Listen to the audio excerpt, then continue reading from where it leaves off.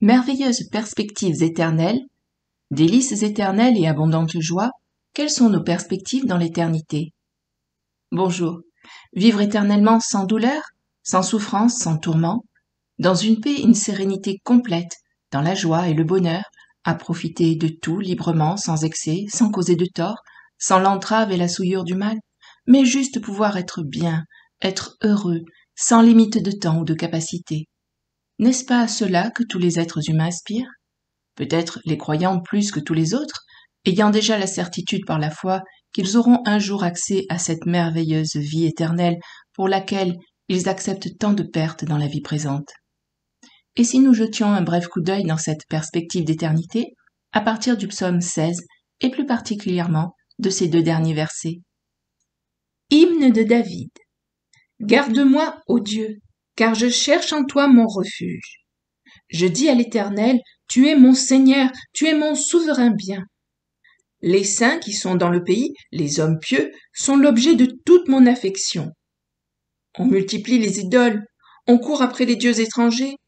Je ne répands pas leur libation de sang, je ne mets pas leur nom sur mes lèvres. L'Éternel est mon partage et mon calice, c'est toi qui m'assures mon lot. Un héritage délicieux m'est échu, une belle possession m'est accordée. Je bénis l'Éternel mon conseiller, la nuit même mon cœur m'exhorte. J'ai constamment l'Éternel sous mes yeux.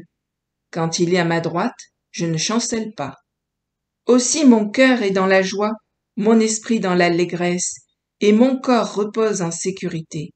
Car tu n'abandonneras point mon âme dans le sépulcre, et tu ne permettras point que ton bien-aimé voie la corruption. Tu me feras connaître le sentier de la vie. Il y a d'abondantes joies devant ta face, des délices éternelles à ta droite.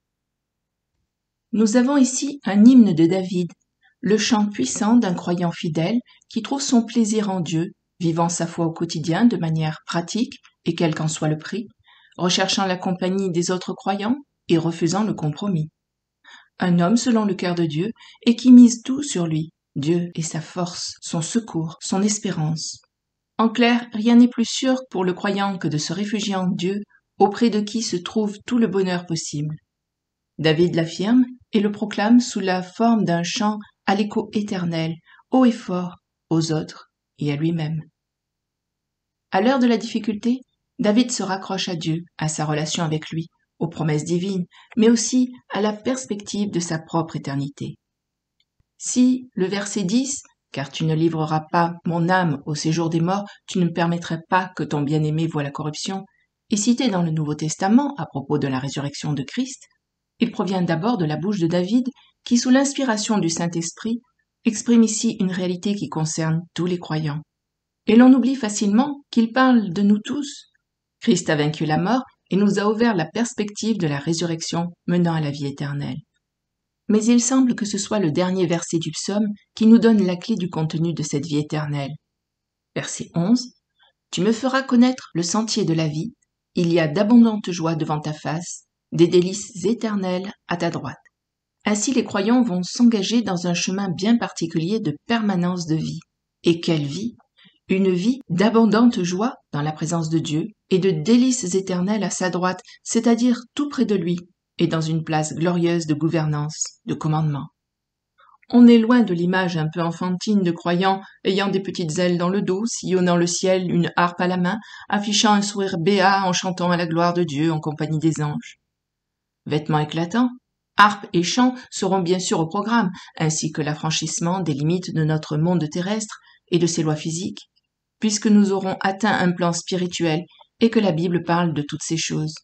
Mais il ne faudrait pas limiter l'éternité à ces quelques points, car ce serait restreindre l'infini.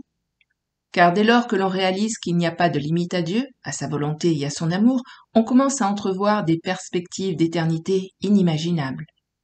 Délices éternelles et abondante joie devant sa face? Alors, que nous réserve le ciel selon le psaume 16?